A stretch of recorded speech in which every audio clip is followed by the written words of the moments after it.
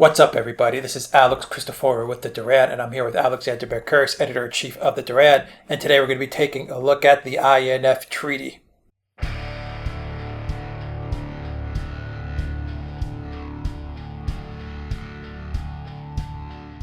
We're going to examine the INF Treaty and the fact that Trump has announced that he will be pulling the U.S. out of that treaty. I want to start by asking you a question about the talking points that Trump is using to get out of the treaty, which is that Russia has broken the treaty many times, and thus the treaty is useless, and for that reason, the U.S. is going to walk away from the treaty. The mainstream media is also repeating that line as well, that Russia has broken the treaty many, many times, and they're walking away. So I want you to address that claim, and I also want you, maybe you may want to begin as well by just doing a very brief introduction as to what the INF Treaty is and what it covers. Absolutely. Let's start with that, because I think that provides the background. The INF Treaty, the Intermediate Nuclear Forces Treaty, was a treaty which was signed in 1987 by the US and Russia, by President Reagan of the United States and by President Gorbachev, as he then was, of what was then still the USSR. Now, what it did was that it prohibited what were called medium-range nuclear missile systems. Now, what is defined as medium-range systems were systems which the US could launch from Europe and which could reach the USSR from Europe, and which the USSR could launch from its own territory and strike anywhere in Europe, but which did not have the range to be launched either from the US or from the USSR's own territories and reach the territories of the other side. So it is this particular block of missiles that were prohibited by this treaty. And the missiles in question, famously, were the SS-20 missile, a system which appeared in the USSR in the late 1970s, and which the Russians called the RS-20 Pioneer, and the Cruise and Pershing land-based missile systems that the United States based in Britain and Germany, West Germany as it then was, in the 1980s, theoretically to counter the SS-20. So all those systems were prohibited, and the INF Treaty says that there are not to be any systems replacing those prohibited systems, and that the US and Russia should not have missiles of that kind of range. Now, what the US has been saying is that the Russians have breached this treaty by supposedly developing a land-based cruise missile system, which they allege can reach anywhere in Europe from the territory of Russia.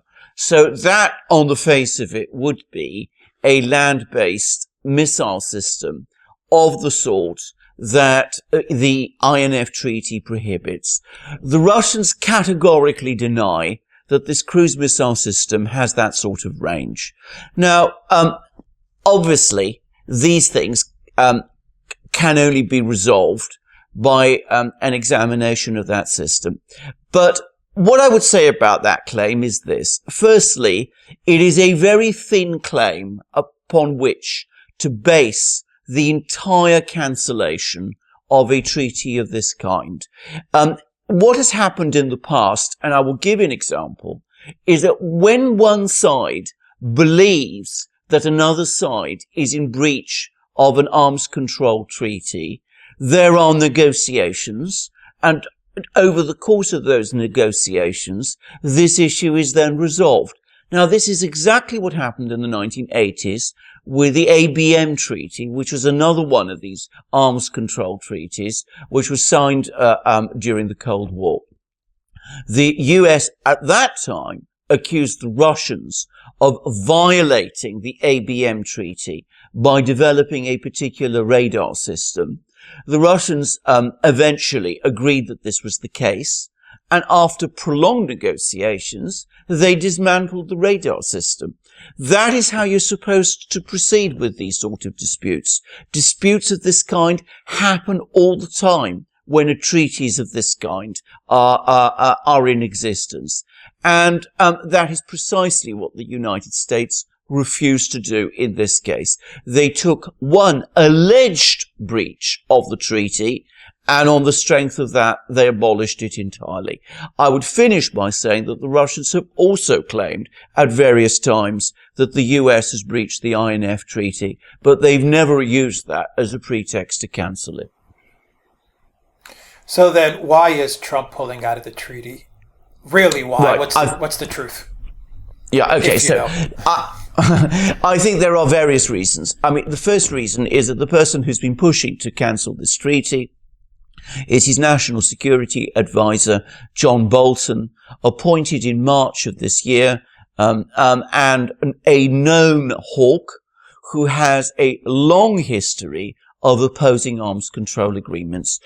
John Bolton doesn't like arms control. He believes arms control restricts the military policies of the United States, and that the US should be allowed to develop whatever weapon it chooses in whatever quantity it chooses, and that arms control serves no purpose and is contrary to the interests of the United States. He has consistently opposed arms control agreements, so it's perhaps not surprising that he is opposed to this one.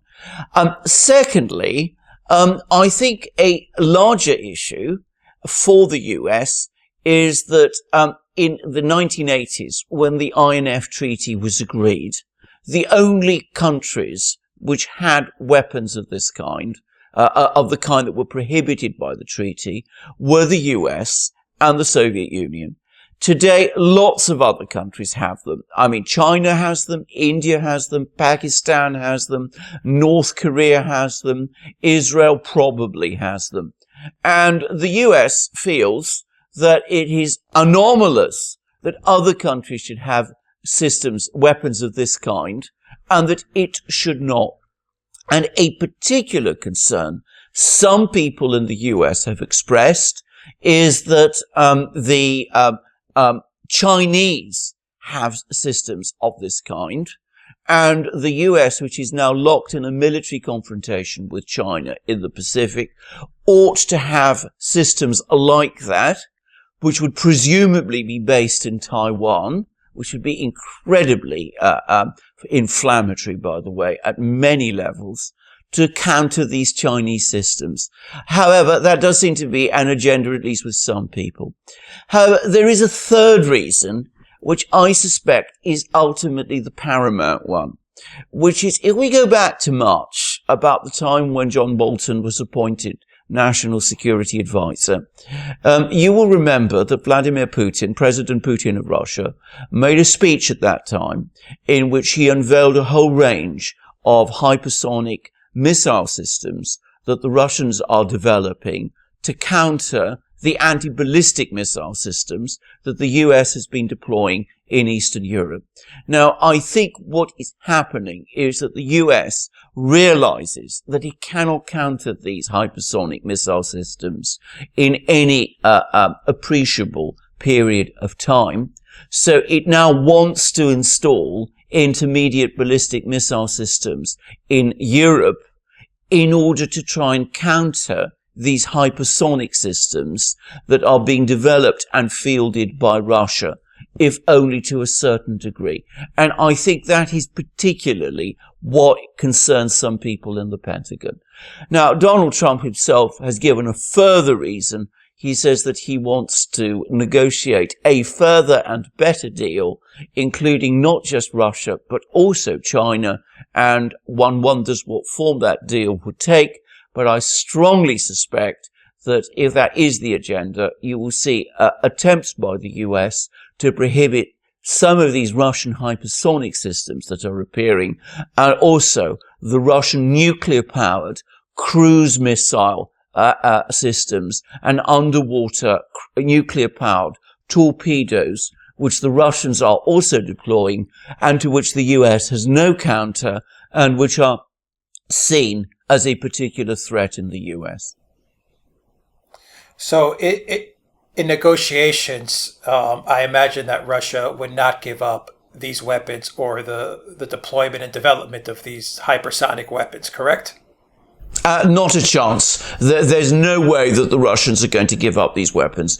I mean, the only conceivable way that anything like that might happen would be as part of a global agreement whereby I suspect the Russians would insist on the US scrapping its anti-ballistic missile systems. The US has consistently refused to do that, so the Russians are not going to scrap the hypersonic missile systems that they've developed. In fact, I suspect now that the point has been reached that even if the US said it was going to scrap its anti-ballistic missile systems, the Russians now have so little faith in the US that they would even then be reluctant to scrap the hypersonic systems in which they have such a big advantage. And so are we looking at the U.S. putting intermediate range missiles in Poland, Latvia, Estonia, Lithuania, Romania? What exactly are we looking at? Ukraine? Well, I mean, if they're installed in the Baltic states or in Ukraine, then that will be a massive crisis. Already some Russians are talking about a rerun of the Cuban Missile Crisis. And I think that was what would happen. I think the Russians would never accept installation of such systems in the Baltic states or in Ukraine. And I think that they would counter those deployments with military action before they took place. In other words, I think if you want to see the Russian army move into the Baltic states and into Ukraine, threatening to install missiles of this kind in those places would be the way to do it, to provoke it. But I'm afraid there is a real possibility that we could be seeing systems of this kind in Romania and Poland. There is, however, one problem, which is that, as Donald Trump admitted, the United States doesn't actually have such systems at the moment. So we're looking at several years, perhaps as much as a decade down the line, before these systems even appear. And by then, of course, the Russians will be pressing ahead with their hypersonic missile deployments. President Putin has just said that the most spectacular of these systems, the avant-garde hypersonic missile system, which can be launched from Russia and which can hit the United States from Russia, will start to be deployed in a few months. Well, wouldn't this, if Poland or Romania were to agree to such a thing, I would imagine them understanding Russia's capability and the fact that now Russia has developed these hypersonic weapons, wouldn't this make them into the easiest target, you could possibly think up? Absolutely. And I mean, I think another point to make is precisely because these two countries are so close to Russia, they are incredibly vulnerable to a counterforce attack by Russia. I mean, if international relations were really to deteriorate to the point where a war were likely, the very first step the Russians would take would be to launch strikes on these intermediate nuclear forces that the US had deployed in Romania and Poland. And the time window available for the Romanians and the Poles, and the US, of course, would be minuscule. I mean, it would be over within minutes. So, I mean, these countries are really setting themselves up for utter devastation. I think another country that will be quietly horrified by this development is Germany. Now, the Germans were very unhappy back in the 80s. I mean, German public opinion was hugely opposed to intermediate nuclear force missile deployments in Europe. The Green Party emerged as a result of opposition to all of that. If the Germans see missiles like this suddenly appearing in Poland and Romania, they're going to be extremely unhappy about it. And that's going to crystallize opposition in Germany to the US even more at a time when relations between Germany and the US are already looking increasingly rocky.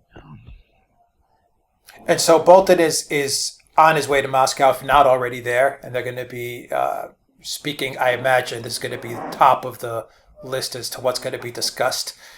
What do you think the Bolton's message is going to be to the Russians, and what do you think Russia's message is going to be to Bolton and eventually to Trump? Right. Well, I think Bolton is a complicated man. I mean, he is at many levels a very intelligent man. He's also a very abrasive man. He met his chief negotiator with the Russians is a man called Nikolai Patrushev, who is the secretary of Russia's Security Council and who has exactly the analogous post in Russia to the one that Bolton has in the US. Well, they met back in August, Bolton and Patrushev, and the meeting went incredibly badly. And apparently they argued between each other over many things, and they weren't able in the end to agree a final statement. So it's not impossible we could see a further row between the two. But of course, Bolton isn't going to just be meeting Patrushev. He's also going to be faced with the whole of the Russian leadership. He's going to be facing Vladimir Putin himself, whom he's meeting on Tuesday the 23rd. And he's also going to be meeting Foreign Minister Lavrov. And I suspect that Bolton will, as he always does, he will fight his corner very hard and make it very clear that the US is going to press ahead with these plans, because that's, as I said, what he believes. And the Russians will be telling him in very strong and direct terms that as far as they're concerned, if the US wants an arms race, they have got one. So is that going to be, finally, Alexander, is that going to be Russia's reaction? We're just going to go into another arms race? That's how this thing's going to progress? I think that is definitely the warning the Russians are going to give. And I think the Russians feel confident about this because from their point of view, they have already done most of the development on the systems that they that they need to deploy to counter these steps. I mean, I don't just mean the hypersonic missiles and the nuclear cruise missiles and the nuclear torpedoes that Putin announced back in March. The Russians already have, in the form of the Iskander ballistic missile, a weapon system that could be very swiftly developed to counter US ballistic missile deployments in Poland and Romania. And so I think the Russians feel that they would be able to counter these steps in an arms race very swiftly and at far lower cost than the US can. The Russians are also believed, incidentally, to have a very advanced program to develop an anti-satellite weapon, a weapon to take out US satellites. There's already been photographs of what looks to be that weapon on a MiG-31 fighter interceptor. And again, they are well ahead of the US in this area, and that is a very relevant area in any missile deployments because of the extent to which US missile systems depend on satellites for effective targeting. Okay, so we're moving towards another arms race. This is good for business for Russia and the US, correct or not? Well, it's good for business in Boeing, Raytheon. They're going to love this. I mean, this is exactly what they want, and it's exactly what they're promised to get. I suspect, having said this, that with the US currently running a budget deficit of 5% of GDP, and with interest rates creeping up in the US, this is not going to be a sustainable thing for very long. And I suspect that when Donald Trump talks about a deal, and Donald Trump is always somebody who talks about deals, I mean, I think he really believes that if he talks, tough in this way and holds out in this way, he's going to get the kind of deal he wants. We discussed this a few days ago about his trade policies towards China. And I think he's probably making the same mistake with the Russians. He probably thinks that, if he threatens them in this fashion, and if he pumps up things like, pulls out of treaties in this fashion, that the Russians will back down and will agree to whatever he wants. I think what's much more likely to happen is that as the military balance starts to shift against the US over the next few years, with the deployment of hypersonic weapons. And as I said, all the weapons that we were talking about, the Russian weapons we were talking about, the cost of trying to counter these weapons for the US is going to get greater. And given the ongoing budgetary problems in the US, at some point, an incentive to reopen talks with the Russians is going to grow, especially as the US is also finding itself increasingly in an arms race with China. So the trouble is, it's difficult to know when that's going to happen, and we could be looking at this several years down the line. But I suspect that the US will come round to that. The question then is how receptive the Russians will be. Yeah, and not to mention the countless wars that the U.S. is bogged down in. But let's look at it on the other side. Can the Russians sustain this? The Russian economy, which is magnitude smaller than the U.S., can they sustain an arms race of this magnitude, of this nature? Well, this is of course the miscalculation the US consistently makes. It assumes that Russia cannot. But of course the point to say is, firstly, that the Russian economy is structured in a very different way. I mean, it is much more heavily focused around production than the US is, simply because, in a sense, it's a more old-fashioned economy. It still works in a more old-fashioned way than the US economy does, which makes it more adaptable to churning out weapons. Churning out weapons is something the Russians do quite well, actually. And if we're talking about these sort of weapons, I suspect that in budgetary terms, for the Russians, they're not that expensive. And last but not least, they don't need vast numbers of them. This is another major difference because, of course, the way the military technology is working, 1 or 200 hypersonic cruise glide vehicles like Avant-Garde is in effect a more effective deterrent than the sort of 20,000 nuclear missiles that the Soviet Union used to have way back in the 1970s. Last but not least, I come back to what I said. One mustn't just talk about Russia.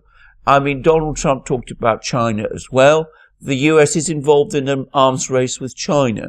The aggregate economic resources of China and Russia are greater than those of the US by any objective calculation. Alexander Mercouris, Editor-in-Chief of the Duran. Thank you very much. Guys, if you like this video, click on the subscribe button down below and click on the notifications bell to get notifications every time we push out a new video. And remember to visit the Duran shop, pick up a t-shirt, help support the Duran. And in the description box down below, you'll find links to our Patreon and PayPal pages. Please donate to us. It really helps us out a lot. We really do appreciate your donations, and we appreciate it when you buy t-shirts as well. Alexander Mercouris, Editor-in-Chief of the Duran, thank you once again for discussing the INF Treaty and the U.S. pulling out of the INF Treaty. Until next time, take care.